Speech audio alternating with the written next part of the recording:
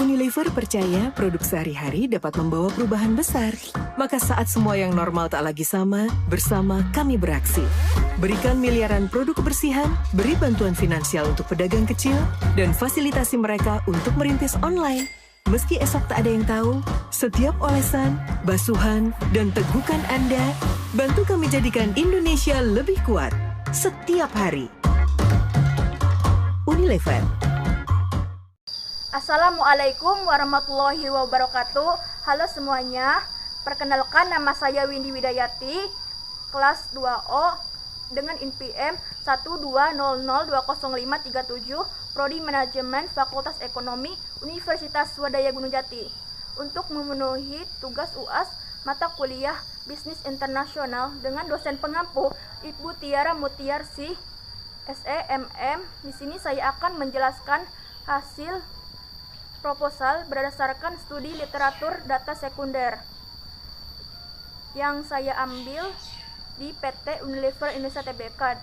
Proposalnya berjudul Penerapan Bisnis Model Kanvas pada PT Unilever Indonesia Tbk yang beralamat di Geraha Unilever, Tangerang. Baik, untuk pembahasannya saya akan membagi menjadi 4 pembahasan, yaitu profil perusahaan, penerapan bisnis internasional pada PT Unilever Indonesia Tbk. Yang ketiga yaitu penerapan model bisnis kanvas pada PT Unilever Indonesia Tbk. Yang keempat yaitu analisis SWOT pada PT Unilever Indonesia Tbk. Dan yang terakhir juga ada kesimpulan dan saran. Baik, tanpa berlama-lama kita akan mulai pembahasannya. Oke, untuk penjelasan pertama yaitu tentang profil bisnis perusahaan. Yang pertama yang akan dibahas adalah sejarah perusahaan. PT Unilever Indonesia Tbk merupakan bagian dari kelompok Unilever, salah satu perusahaan terbesar di dunia bidang barang kebutuhan dasar. Unilever merupakan usaha gabungan Inggris-Belanda, mempunyai kantor pusat yang berkedudukan di London dan Rotterdam, dan memiliki tenaga kerja sebanyak 300.000 orang serta beroperasi di sekitar 75 negara. Unilever didirikan secara resmi pada tanggal 1 Januari 1930 dan merupakan paduan antara Margarine Union dari negeri Belanda dan Lever Brothers dari Inggris.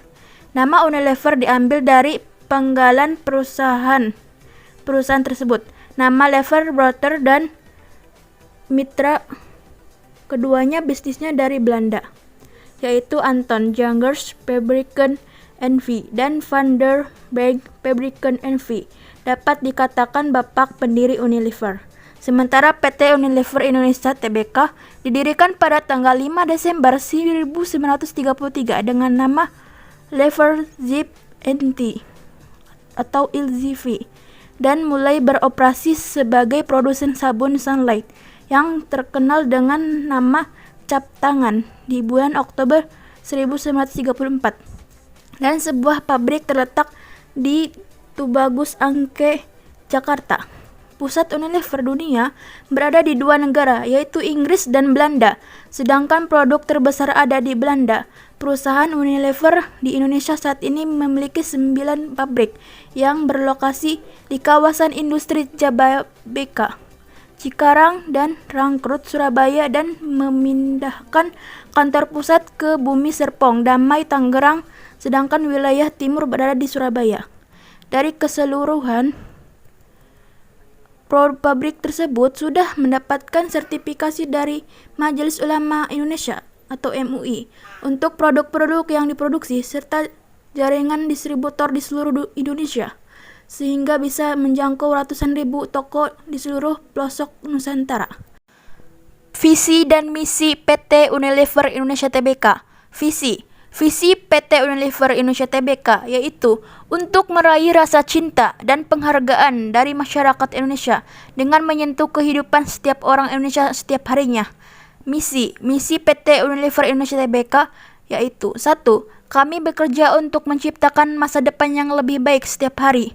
2. Kami membantu konsumen merasa nyaman, berpenampilan baik, dan lebih menikmati hidup melalui brand dan layanan yang baik bagi mereka dan orang lain. 3. Kami menginspirasi masyarakat untuk melakukan langkah kecil setiap harinya yang bila digabungkan bisa mewujudkan perubahan besar bagi dunia. Keempat, kami senantiasa mengembangkan cara baru dalam berbisnis yang memungkinkan kami untuk terus tumbuh seraya mengurangi dampak terhadap lingkungan. Struktur organisasi PT Unilever Indonesia Tbk. Struktur organisasinya terdiri dari yang pertama, Presiden Direktur sebagai pimpinan PT Unilever Indonesia Tbk, yang di bawahnya terdiri dari divisi-divisi direktur sebagai kepala setiap divisi di bawahnya. Yang pertama, Direktur Human and Research, Direktur Food and Refreshment, Direktur Chief Financial Officer, Direktur Director Interest Operation, Direktur Option Home Care, dan Direktur Beauty and Personal Care. Yang di bawahnya ada staf keuangan, sekretaris, dan ada juga staf audit. Untuk perusahaan, sampai saat ini PT Unilever Indonesia Tbk telah memproduksi dan memasarkan lebih dari 38 jenis produk. Merek Unilever sangat terkenal karena membuat dan menjual lebih dari 400 brand di seluruh dunia. Setiap harinya kurang lebih 2 miliar orang menggunakan produk Unilever sehingga menjadi kesempatan yang baik dengan mendistribusikannya. Dalam memasarkan produk-produknya, perusahaan membagi dalam 3 divisi, di mana masing-masing divisi ini memproduksi produk-produknya dan bertanggung jawab untuk memasarkan. Divisi-divisi tersebut adalah yang pertama divisi makanan dan minuman, food and drink. Dimulai tahun 1937, perusahaan mulai memproduksi margarin dengan merek Blue Band dan memutuskan untuk menjadikannya produk margarin nomor 1. Sejak itulah merek tersebut merupakan awal dari usaha perusahaan memproduksi makanan. Adapun jenis makanan lainnya antara lain Waltz, Paddle Pop, Magnum, Royco, Bango, Taranasiku, Sariwangi, Lipton Ice Tea, Buavita, Vienta, Cornetto, Fizz, Hellmann's, Jawara, Popular es krim seru, dan lain-lain. Divisi lainnya yaitu Home Care and Personal Care Product. Adapun jenis yang dihasilkan dari divisi Home Care ini antara lain Rinso, Surf, Sip, Domestos, Sunlight, Superpel, Pixel, Wipol, Carbol, Multipure, dan lainnya. Sedangkan produk personal care diantaranya Axe, Close Up, Pepsodent, Dove, Lifebuoy, Lux, Pond's, Rexona, Sunsilk, Tresemme, Vaseline, Citra, Clear, Glow & Lovely, Sweet Cell, Lifebuoy, Sampo, Hijab Press, Korea Glow, Lakme, Namera, dan lainnya. Pembahasan lainnya yaitu strategi dan program pendukung serta pencapaian kinerja perusahaan. Strategi PT Unilever Indonesia Tbk. Ambisi PT Unilever Indonesia Tbk adalah menjadi pemimpin di pasar global dalam hal menciptakan bisnis yang berkelanjutan, yang berlandaskan tujuan mulia, purpose-led, dan mampu bersaing di masa depan, future fit. Untuk mencapai hal tersebut, ada 5 langkah strategi yang kami miliki, yaitu yang pertama, mengembangkan portofolio yang berpotensi mendorong pertumbuhan yang tinggi. Dilakukannya beradaptasi dengan perubahan masyarakat dan seleranya terhadap produk ataupun makanan. Yang kedua, brand yang terdepan menjadi sumber kebaikan serta diperkuat oleh tujuan mulia inovasi. Yang ketiga, mengembangkan bisnis di pasar Asia, India, Cina, dan market utama lainnya serta memperkuat keberadaan kami di negara berkembang. Yang keempat, memimpin dalam kanal penjualan masa depan dengan cara mengembangkan cara yang inovatif untuk menjangkau konsumen kami. Yang terakhir, yang kelima, membangun organisasi yang purpose-led, berpegang pada tujuan mulia dan future fit, mampu bersaing di masa depan dengan cara membangun budaya kerja yang ingin terus maju dan berkelanjutan. Program pendukung PT Unilever Indonesia Tbk yaitu dengan upaya menjalankan Unilever Sustainable Living Plan di Indonesia untuk membantu meningkatkan kualitas kehidupan dan lingkungan. Sebagai suatu perusahaan harus tumbuh dan terus menghasilkan keuntungan, namun tetap memastikan bahwa semua kegiatannya ramah lingkungan.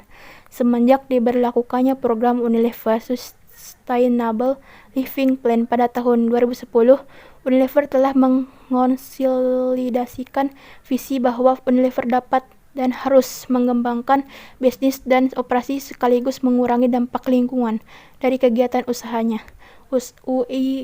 USLP meliputi tindakan dan proyek bersama mitra usaha, karyawan, dan pemangku kepentingan atau stakeholder dalam 3 bidang, yaitu meningkatkan kesehatan dan kesejahteraan, mengurangi dampak lingkungan dalam aktivitas produksi, dan yang ketiga, memperbaiki kualitas kehidupan. Program pendukung lainnya yaitu program CSR Unilever. Kegiatannya antara lain PT Unilever Indonesia didistribusikan 60.000 masker N95 melalui Persi dan Dinas Kesehatan. Unilever perkenalkan refill station alternatif belanja lebih ramah lingkungan. Kampanye cuci tangan dengan sabun Lifebuoy. Program edukasi kesehatan gigi dan mulut gunakan Pepsodent. Program pelestarikan makanan tradisional menggunakan Bango. Pencapaian kinerja perusahaan. Berdasarkan laporan keuangan per Desember 2020, emiten dengan kode saham UNVR, kinerja Unilever UNVR 2020, pendapatan Rp 42,9 triliun atau tumbuh 0,12% year on year atau year di akhir tahun lalu. Sepanjang tahun 2020, kinerja PT Unilever Indonesia Tbk cenderung stagnan. Pencapaian ini menempatkan Unilever Indonesia di posisi 6 dari seluruh penjualan Unilever di dunia. Pencapaian kinerja PT Unilever Indonesia Tbk sesuai dengan ekspektasi karena kembali mencatatkan pertumbuhan dan laba bersih pada akhir tahun lalu. Peningkatan laba bersih ini ditunjang oleh kenaikan penjualan perusahaan tahun lalu sebesar 9,79% menjadi Rp 40,5 triliun dari posisi sebelumnya Rp 36,48 triliun. Pencapaian kinerja penjualan itu ditopang dengan diskontribusi positif dari kategori makanan. PT Unilever Indonesia Tbk memenangkan total 48 penghargaan nasional dan internasional dan sertifikasi untuk produk tata kelola perusahaan dan inisiatif keberlanjutan pada tahun 2010. Penerapan aktivitas bisnis internasional PT Unilever Indonesia Tbk. Dalam menjalankan usahanya, PT Unilever Indonesia Tbk memasarkan produk hasil produksinya melalui kegiatan ekspor, mendistribusikan barang konsumen yang laku keras, FMCG, kebutuhan rumah tangga, produk-produk pembersih rumah tangga dan tubuh, serta produk-produk makanan dan minuman. PT Unilever Indonesia terkenal dengan penjualan B2B, business to business, B2C, business to customer, dan sistem penjualan O2O, online to offline, dalam memasarkan produknya. PT Unilever Indonesia Tbk terus menambah negara untuk mengekspor produk-produknya. Sampai saat ini sudah ada 21 negara yang mengimpor produk perseroan. Sementara ini kebanyakan permintaan datang dari negara-negara di Asia Tenggara seperti Malaysia, Thailand, Vietnam, dan Filipina. Namun selain ekspor ke negara tersebut, ada 6 negara yang meminta kiriman produk dari PT Unilever Indonesia Tbk. Negara-negara tersebut adalah Belanda, Inggris, dan beberapa negara kawasan Amerika. Produk-produk Unilever secara keseluruhan sudah dipakai masyarakat sekitar 200 negara. Ekspor Unilever Indonesia kepada pihak berelasi diantaranya Unilever Taiwan Ltd, Unilever Korea Ltd, Unilever Vietnam International Co, Unilever Hong Kong, Unilever Grahana Limited, Unilever Kenya Ltd, dan pihak relasi lainnya. Selain kegiatan ekspor, kegiatan bisnis internasional lainnya yaitu impor. PT Unilever Indonesia Tbk mengimpor bahan baku sebagian dari luar negeri, seperti kemasannya dari produsen asing, yakni Malaysia, Thailand, dan Vietnam. Dalam laporan keuangan PT Unilever Indonesia Tbk disebutkan pembelian bahan baku dari pihak berelasi naik, Tapi untuk saat ini, PT Berliner Tbk masih menjadi salah satu pemasok kemasan untuk PT Unilever Indonesia Tbk. Pembahasan berikutnya yaitu penerapan model bisnis kanvas pada PT Unilever Indonesia Tbk. Analisis MBC PT Unilever Indonesia Tbk berdasarkan 9 poin MBC yaitu Customer Segment. Pada Customer Segment, Unilever menggunakan dasar analisis karakteristik konsumen dan tanggapannya pada PT Unilever Indonesia Tbk. Segmen pelanggan umur anak-anak, remaja, dan dewasa jadi semua kalangan pelanggan. Pembagian customer segment ini didasarkan pada customer need. Customer need atau kebutuhan pelanggan yang ditangkap oleh perusahaan sebagai peluang bisnis adalah adanya keperluan yang dibutuhkan masyarakat dalam mendapatkan produk di sebuah perusahaan seperti perawatan rumah, makanan, dan perawatan pribadi. Value proposition atau nilai manfaat produk alasan membelinya, yaitu PT Unilever Indonesia Tbk dikenal menghasilkan produk yang berkualitas baik. Hal tersebut terbukti hampir setiap tahun. Brand Unilever berhasil memenangkan penghargaan yang semakin meningkatkan kepercayaan dan loyalitas dari masyarakat terhadap produk Unilever, serta produk-produknya setelah mencapai pasar global. Ditambah lagi dengan nilai-nilai kebaikan yang dilakukan brand Unilever, seperti kampanye cuci tangan menggunakan produk Lifebuoy, kampanye sikat gigi Pepsodent untuk menghemat air yaitu Molto sekali bilas, dan lain-lain. Perusahaan Unilever telah menempatkan proses dan kontrol terhadap kualitas produk, mulai dari desain produk hingga harga produk. Oleh karena itu, konsumen dapat melihat kegiatan operasional yang dijalankan ke PT Unilever Indonesia Tbk ini baik dan berjalan lancar. Customer relationship atau hubungan dengan pelanggan. Dalam melaksanakan kegiatan produksi dan pemasaran PT Unilever Indonesia Tbk, hubungan customer relationship-nya yaitu melaksanakan expo dan memasarkan produk-produk dari PT Unilever Indonesia Tbk dan memberikan kontribusi kepada masyarakat dengan berbagi pengalaman pada beberapa seminar oleh tokoh-tokoh yang berperan besar dalam PT Unilever Indonesia Tbk untuk mengenalkan produk serta program CSR dan program lainnya. Yang keempat yaitu channels. Channels yaitu media atau website untuk memasarkan produk. Channels PT Unilever Indonesia Tbk diantaranya adalah supermarket, Carrefour, Superindo, Transmart, Hypermart, Indomaret, Alfamart, Alfamidi, dan supermarket lainnya. Online market, e-commerce, Blibli, Tokopedia, Lazada, dan Alfacart. Email, sosial media, Twitter, Instagram, dan YouTube, serta penjualan langsung atau direct selling. Channel tersebut yang membantu sebagai saluran informasi produk, promosi, dan channels tersebut yang membantu sebagai saluran informasi produk, promosi, dan untuk penjualan pemasaran produk Unilever dalam mengembangkan produknya. PT Unilever terus meningkatkan kerjasama channels ke semua pihak bisnis, key partners atau partner bisnis dalam menjalankan bisnis produknya. PT Unilever Indonesia Tbk dibantu oleh berbagai partner bisnis untuk pemasaran atau penjualan dan pendistribusiannya. Key partnernya antara lain stakeholder, supplier, bahan baku, distributor, retail, dan website juga Google. 6. Key activities untuk kegiatan PT Unilever Indonesia antara lain mencari bahan baku berkualitas dari supplier bahan baku, memproduksi produk yang beragam dan inovatif seperti produk Citra, Pepsodent, dan Rexona dengan varian jenis yang beragam, serta produk lainnya yang beragam jenisnya. Mengemas produk dengan kemasan menarik, mendistribusikan produk ke berbagai retail di seluruh dunia, mengembangkan teknologi yang digunakan secara berkala, melakukan promosi penjualan seperti iklan, koran, banner, dan pamflet. Key resources atau sumber daya yang dimiliki dan direncanakan PT Unilever Indonesia diantaranya finansial, pertumbuhan 14% per tahun.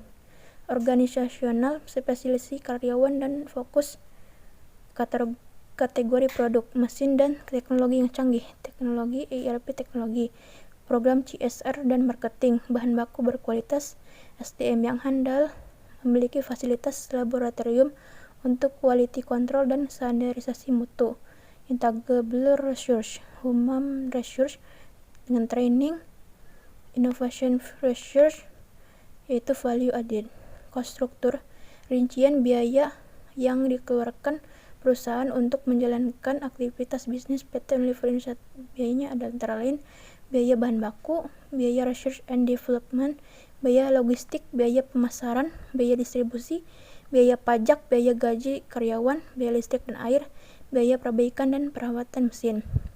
Revenue stream yang ke-9, sumber-sumber yang berkontribusi mengisi kas perusahaan PT Unilever Indonesia Tbk adalah profit dan iklan, profit hasil penjualan, branding, pendapatan dari penjualan langsung produk PT Unilever Indonesia Tbk di berbagai divisi, pendapatan didapat dari penjualan tidak langsung seperti dari kaos, gelas, payung, dan merchandise lainnya.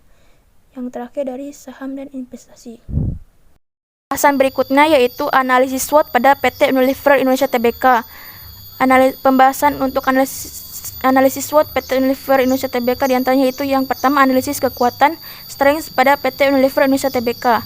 Diantaranya yaitu strategi promosi produk PT Unilever yang efektif dengan menampilkan model yang dapat menarik konsumen. PT Unilever gencar di misi sosial sehingga kedekatan dengan konsumen dapat terjaga. Pemimpin pasar consumer goods di Indonesia memiliki tim yang terdiri dari orang-orang berdedikasi, terampil, dan termotivasi di segenap jajaran. Adanya kenaikan pangsa pasar untuk kategori penting seperti Fashcar, Savory, dan es krim. Perencanaan baik dan kerjasama erat dengan para pemasok, konsumen, dan distributor untuk mengantar produk-produk dari pabrik ke tempat-tempat penjual.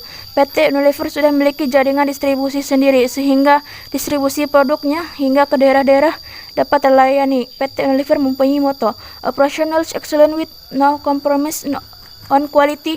Unilever dalam menjalankan operasinya dijalankan dengan baik tanpa mengabaikan kualitas produk. Analisis kedua yaitu analisis kelemahan weakness pada PT Unilever Indonesia Tbk. Di antaranya yaitu PT Unilever memiliki struktur matriks yang terdapat beberapa tantangan yang mesti dihadapi perusahaan, yaitu pertama, sulitnya koordinasi kegiatan antar departemen yang mempunyai agenda dan jadwal sendiri-sendiri. Kedua, komunikasi pada karyawan yang bisa menerima pesan yang berbeda-beda, dan ketiga, resolusi konflik di antara inisiatif dari dukungan departemen SDM, keuangan, dan lain. Dengan departemen lini produk yang biasanya sangat berorientasi komersial, rendahnya respon pasar terhadap produk-produk tertentu, jumlah karyawan yang tambun, birokrasi yang panjang karena kebijakan sentralisasi yang menyebabkan Unilever Indonesia tidak bisa begitu saja memutuskan sesuatu, lambatnya konsolidasi intern dalam pengambilan keputusan, ketidakjelasan sertifikat halal untuk produk tertentu. Mayoritas produk Unilever memiliki entry barrier rendah, growth omset penjualan di bawah rata-rata industri.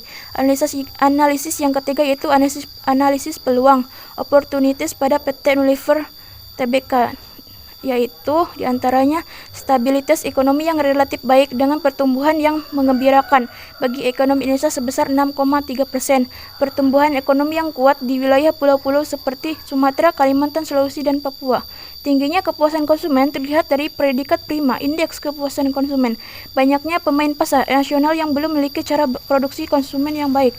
Luasnya potensial market sekitar 250 juta, tepatnya 122.527.186 laki-laki atau 49,9% dan 122.922.553 atau 50,1% perempuan. Tingginya tingkat ketergantungan masyarakat akan jenis produk consumer goods. Rekomendasi investasi pada saham dengan level beta di bawah 1.